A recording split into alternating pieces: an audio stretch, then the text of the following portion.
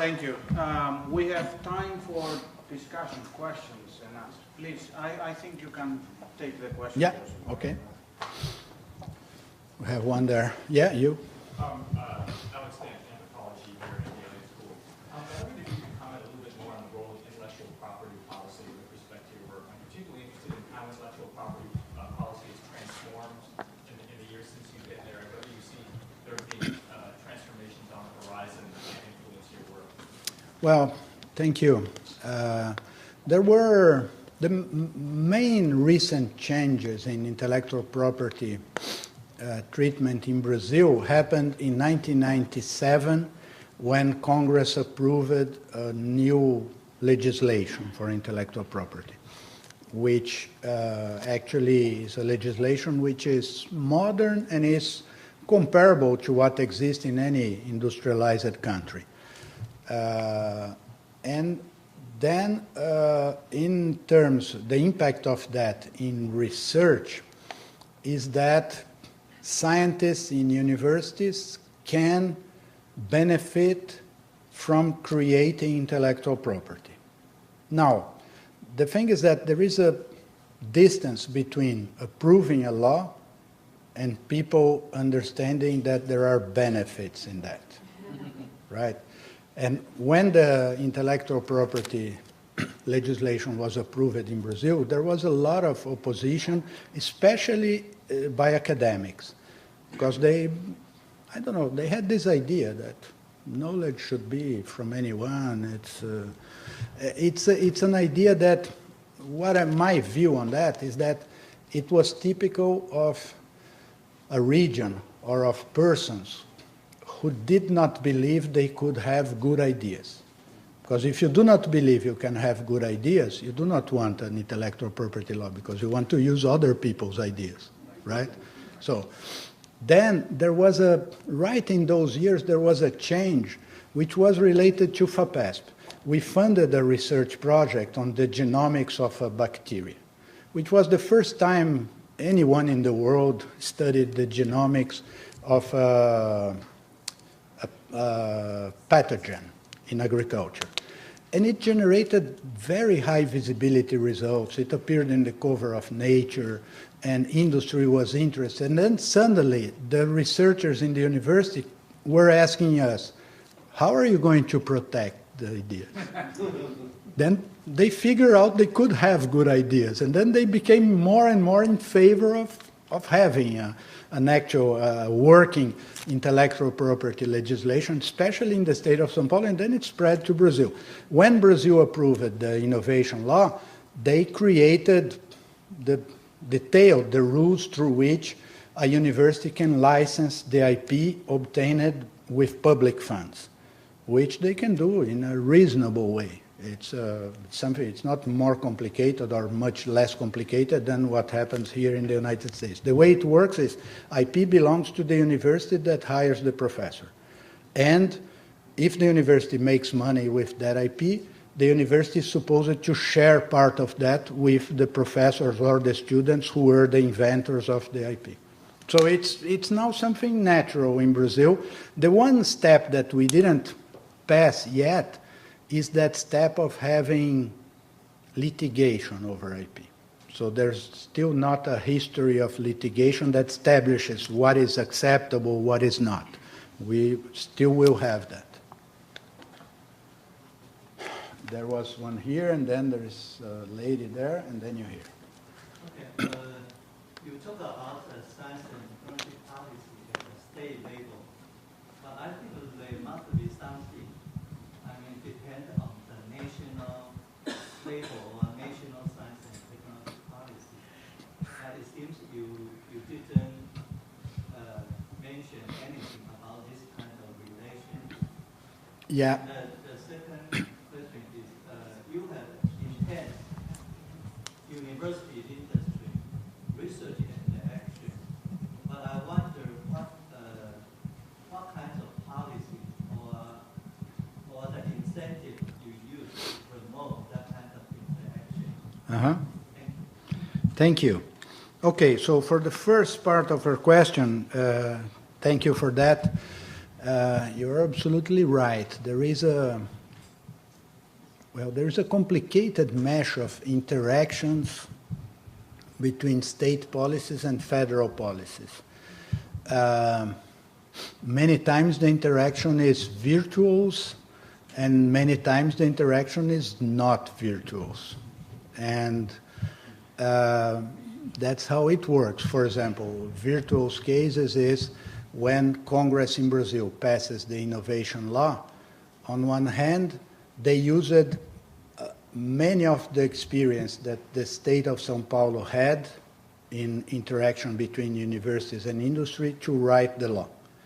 And once they wrote the law brought consequences to us in São Paulo.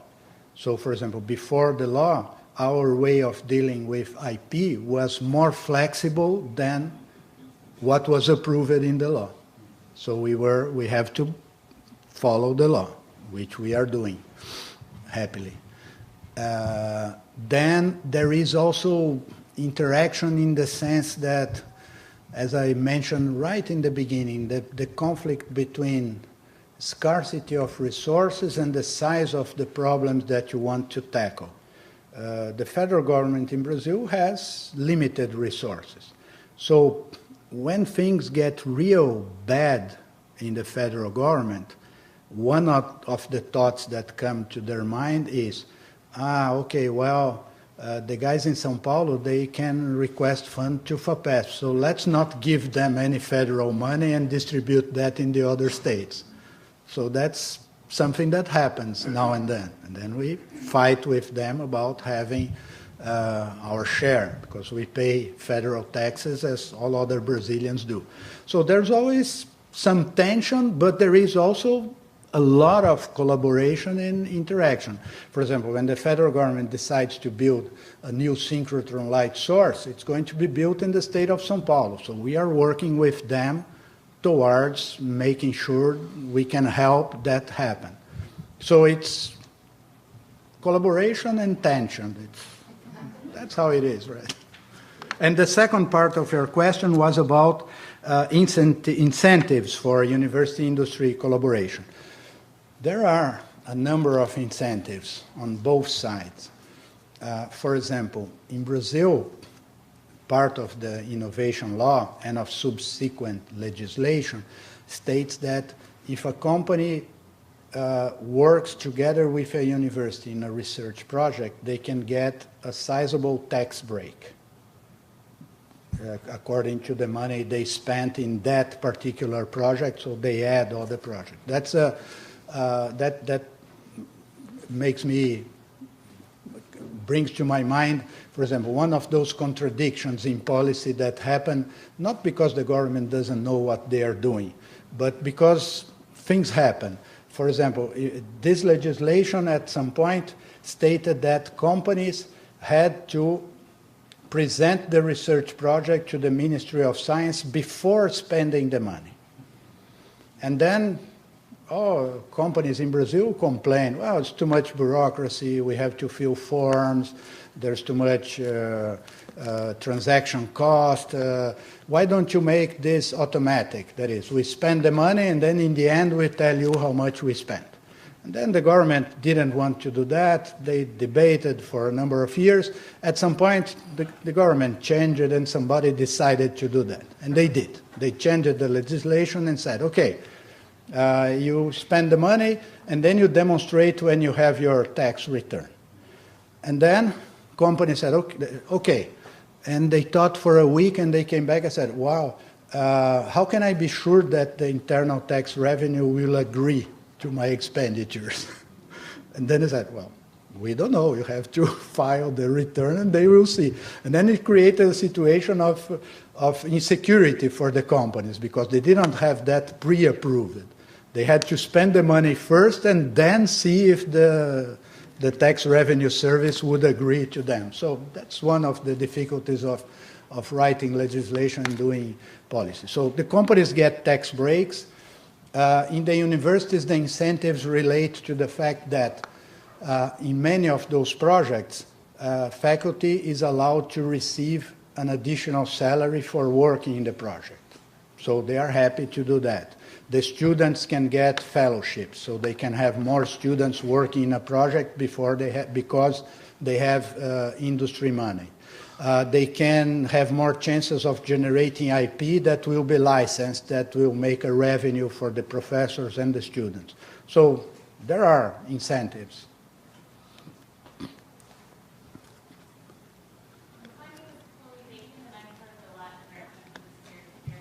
Can you speak a little bit?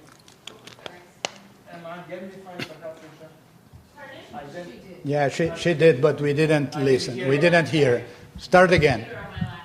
My name is Chloe Bacon, and I'm a graduate student in the Latin American Hemispheric Affairs program and part of the Brazil Initiative. And I'm interested in knowing, what are your opinions on the scientific mobility program and its contributions to science and technology in Brazil? Okay. Well, mobility, international mobility in general is a good thing. It's a desirable thing.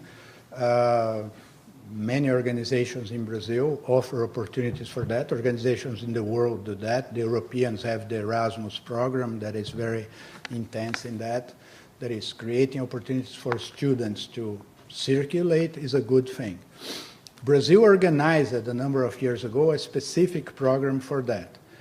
This program that Brazil organized has, in my view, good things to it and has also bad things to it. The good things are the ones I mentioned. The bad things is that the program was created to be very big, because it was not only a program of mobility, it had also other things associated to it in terms of objectives.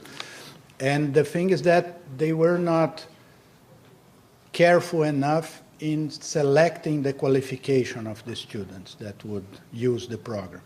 And that caused the program to cost too much in comparison to the benefits it generates for Brazil. So probably a smaller program with more selection and qualification might have been more effective for Brazil. It's not that the program they created, the Science Without Borders, is only bad, but it spends a lot of money every year, and perhaps it could spend less and be more focused on the best students and motivate the students to have better grades and to study more in order to receive the fellowship. Then there was, no, you here, yeah. And then there is a person there and a person there. Yeah, okay. No. The Center for International S&T Policy here in the Elliott School. I liked your chart showing all the connections that showed São Paulo at the center of the world and all these things. Yeah. It looked like an airline. Yeah. Yes. But one thing I didn't see on it was the connections with other countries in Latin America. Yeah. What about It's true. Colombia, Chile, and That, Argentina? well, there should be connections to Argentina, I think, at some point there. Well, I don't know where it is, but anyway. Okay, let's go to that. We have collaborations with other countries in Latin America. The main one is Argentina. Now, one of the difficulties in establishing collaborations with other countries in Latin America relates to the instability of their funding for research. So if you talk about exchange of personnel, it is more or less possible. But it's very frequent, and we have a number of cases that we faced in which we approve the grant, they approve the grant, the person from São Paulo goes to the country, and when the colleague is supposed to come to São Paulo, they do not have the money, they don't know when they will have the money. So it is a difficulty that we face, and this difficulty becomes stronger or more relevant when you talk about doing a research project together for 5 years. Because many times in Latin America, including Brazil, when the government changes, which happens every 4 years, they might change everything. So that's the difficulty. We look for the opportunities and we use the opportunities, even though we know we might head into problems later on in the project, but it's harder to do. Yeah, you and then you. My name is Jason Chen from National University. My question is that how do you distribute your funding between different areas of research? Say you have to align the subject which align with the strengths of your state. Yeah. Just make the proposal to compete in terms of the scientific merits. Which way? Yeah. It is. That is a big challenge because, for example, normally the first idea is, okay, we should focus on the strengths. But then if you only focus on the strengths, you never create the opportunities for the future. For example, I mentioned to you, one of the big successes in Brazil was the engineering school and aeronautics.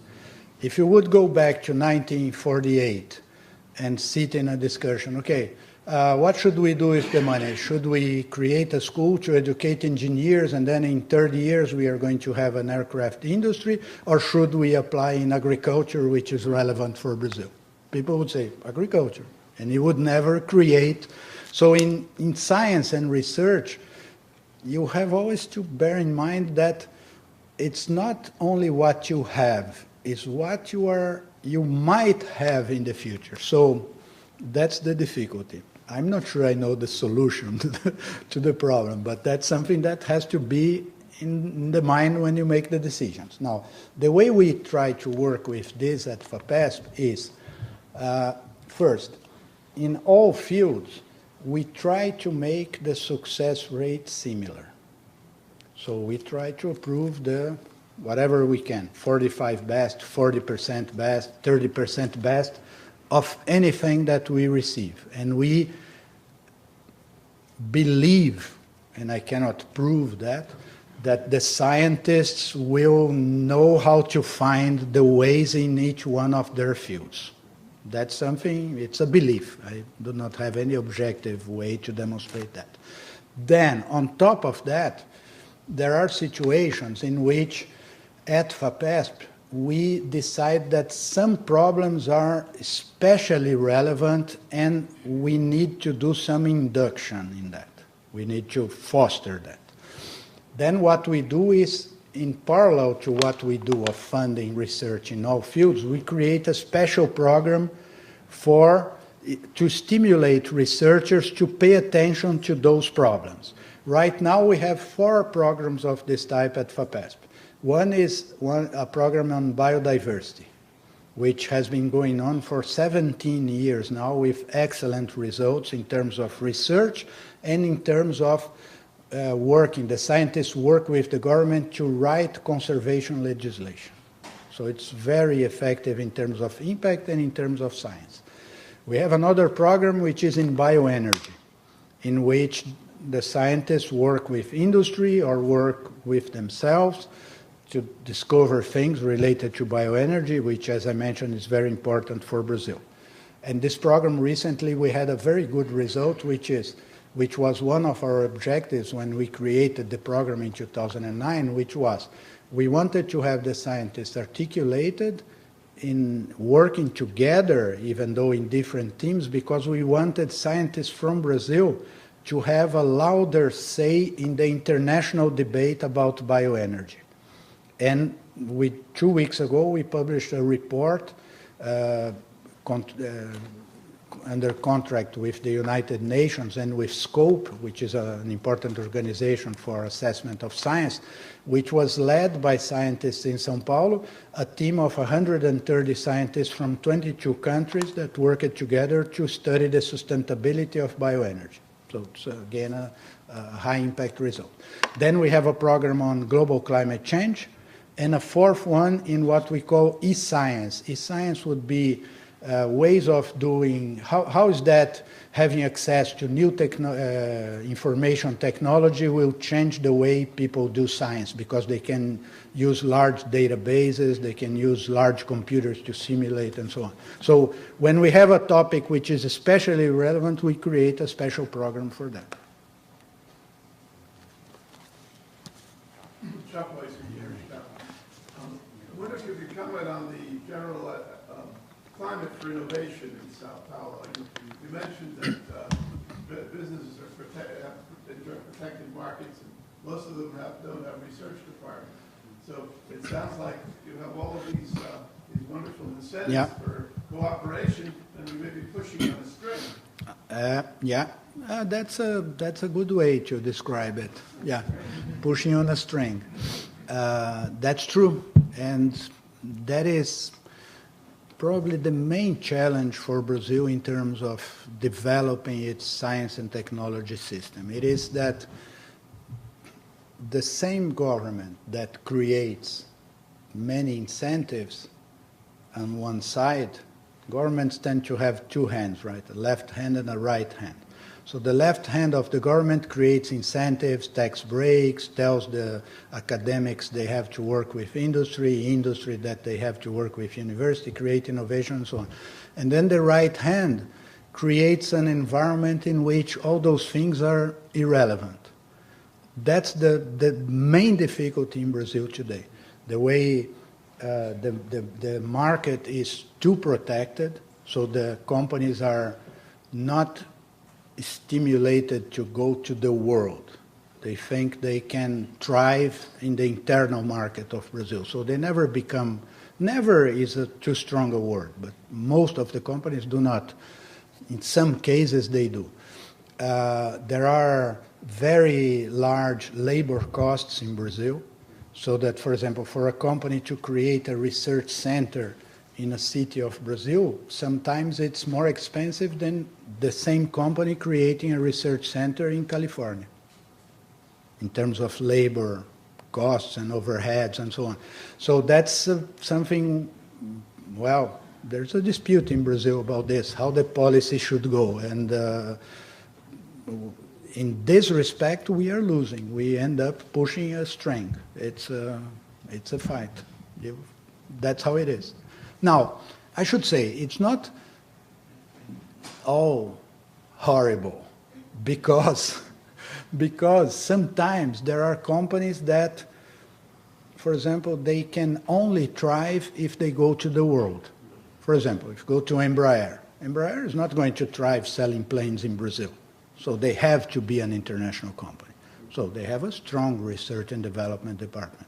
Then there are automobile industries that come to Brazil and find that they need to have, or they have an opportunity to have more research because they have access to persons who know things there that they can use. So they start a research center and they get a tax break. They would do more if the policy would force them to export more and to interact more with the world. So we have a certain level, which is the level I have shown here, which is not where we could be if we would have more aggressive international exposition. No. How many more? There are, I see 3 hands here.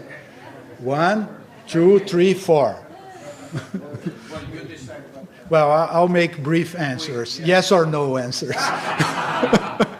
Well, thank you very much about your speech. And the more you talk, it reminds me Mexico, of course, in a very smaller size, maybe 4 times smaller. And I was trying to think about the future and the trends of the future. The problem we have in Mexico is that Mexico City concentrates about 60% of the intelligentsia, I mean, scientists around the labs and in the best universities. And we also concentrate a lot of industry. So the more we go in the future, the trend will provoke much more asymmetries. So one question is, how about São Paulo state regarding Brazil?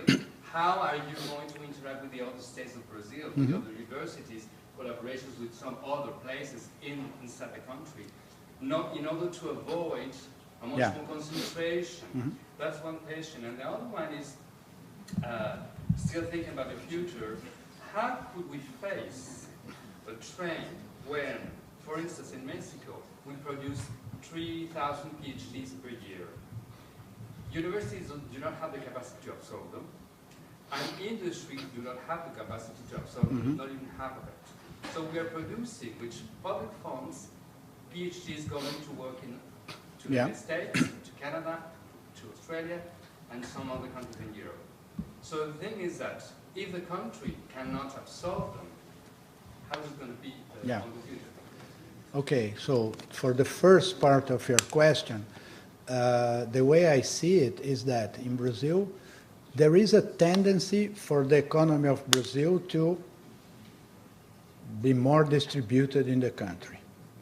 So the share of São Paulo in the Brazilian economy used to be 50% 30 years ago. Now it's 32%. And every year we lose another percentage point, which doesn't mean the economy of São Paulo is not growing. It might mean that the economy of Brazil is growing faster.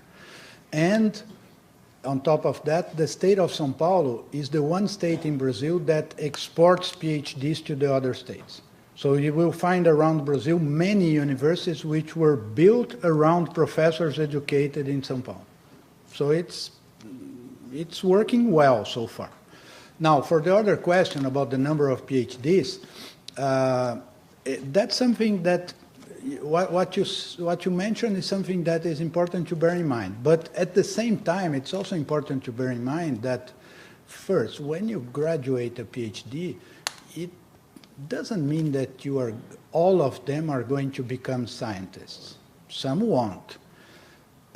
In Brazil, there is still a good number of positions in universities to be filled.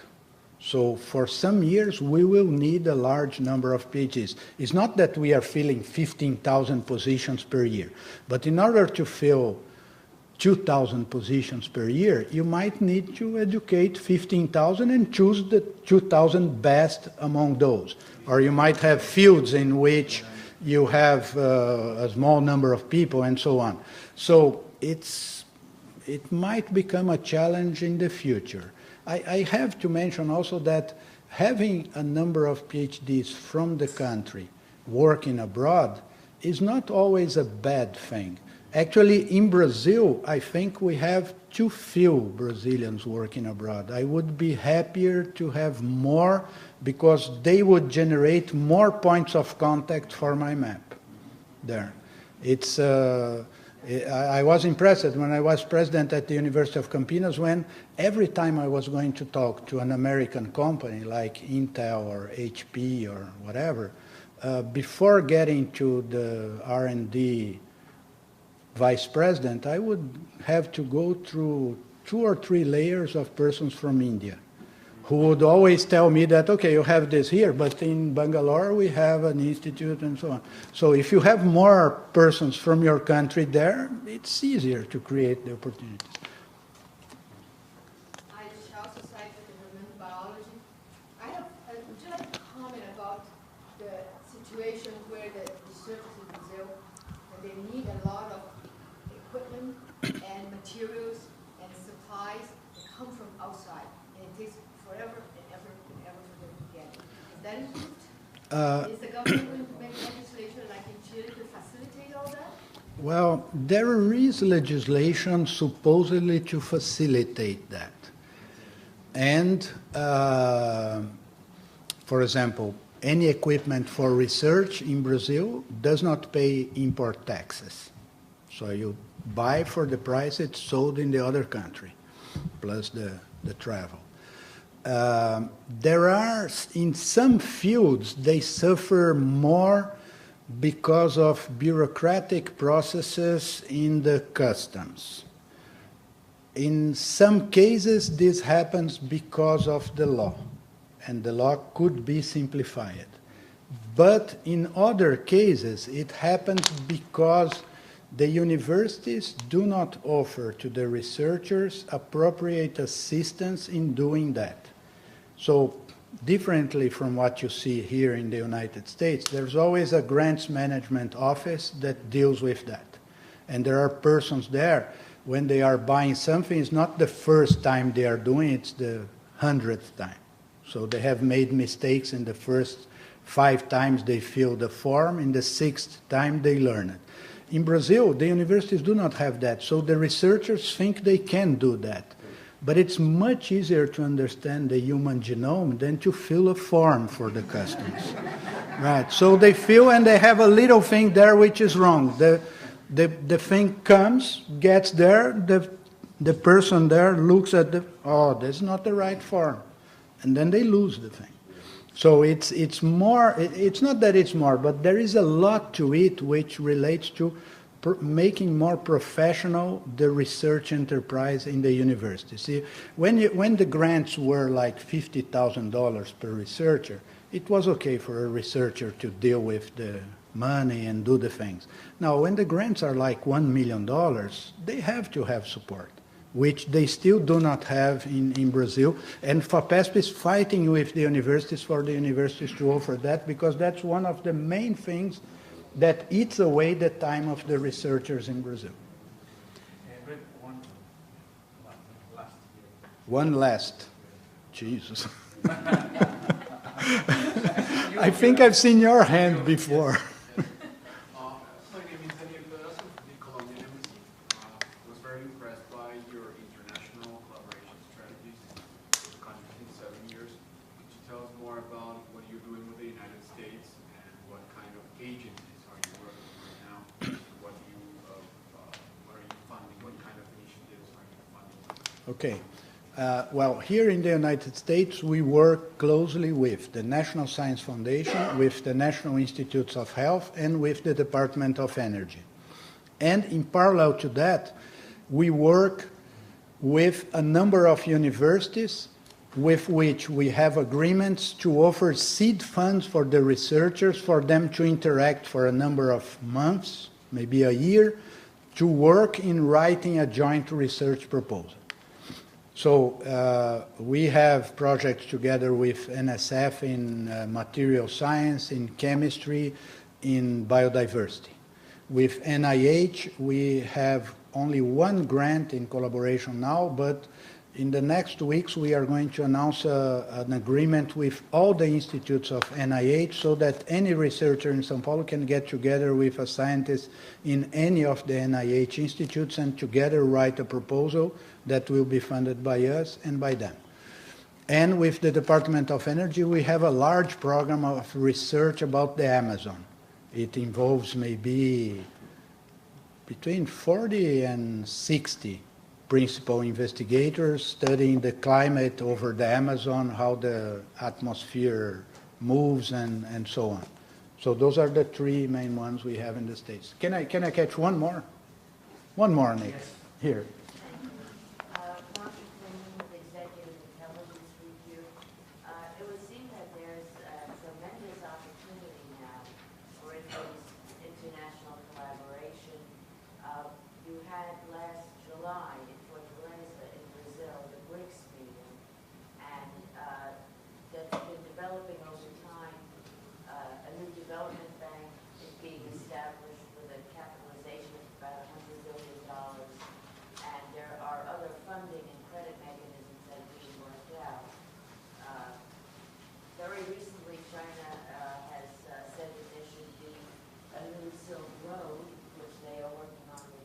Mm-hmm.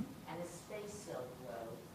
One of Brazil's really stunning accomplishments is in space technology, and also actually working closely with China on satellite systems. And you have such a large chunk of the scientific capability of Brazil. I'm just wondering if you've started to discuss that at all, new opportunities. Well, we have not started to discuss in this particular field. We are still waiting to see how the national government of Brazil will deal with this collaboration with the BRICS countries. We have separate collaborations with China, with India, and with South Africa especially, but not in this vein that you mentioned. Okay. Thank you very much.